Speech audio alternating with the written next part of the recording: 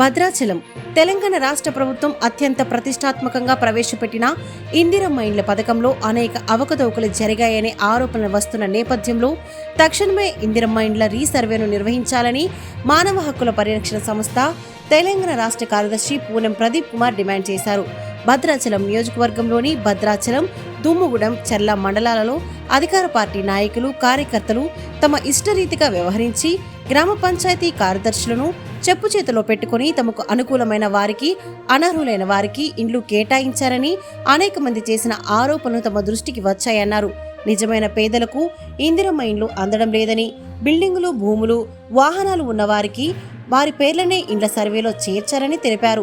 నిజమైన పేదలకు ఇందిరమ్మ ఇండ్లు అందడం లేదని, బిల్డింగులు, భూములు, వాహనాలు ఉన్న వారి పేర్లనే ఇండ్ల సర్వేలో చేర్చారని తెలిపారు. నిరుపేదలు, జాగా ఉండి ఇండ్లు లేని వారికి, కూలిపోయే స్థితిలో ఉన్న ఇండ్ల వారికి ఇందిరమ్మ ఇండ్లు కేటాయించలేదని, ఇది వాస్తవమని పేర్కొన్నారు. తక్షణమే జిల్లా కలెక్టర్ భద్రాచలం నియోజకవర్గంలో పూర్తి స్థాయి విచారణ చేసి తప్పుడు సర్వే చేసి అనర్హులకు ఇండ్లు కేటాయించిన అధికారులపై చట్టపరమైన చర్యలు తీసుకోవాలని ఆయన డిమాండ్ చేశారు. కాంగ్రెస్ నేతల కుటీల బుద్ధి బట్ట బయలైందని విమర్శించారు. ఇందిరమ్మ ఇళ్ల సర్వే నిర్వహించాల్సింది నాయకులు కాదని, అధికారులకు ఈ విషయం సోయలేదని ఆరోపించారు.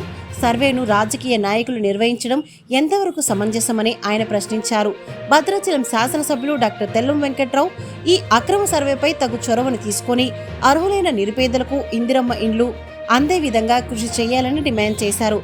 ఈ విషయంలో అధికారులు తప్పులు చేస్తే వారికి ఉద్యోగాలకి ఎసరు వస్తుందని ఆయన హెచ్చరించారు.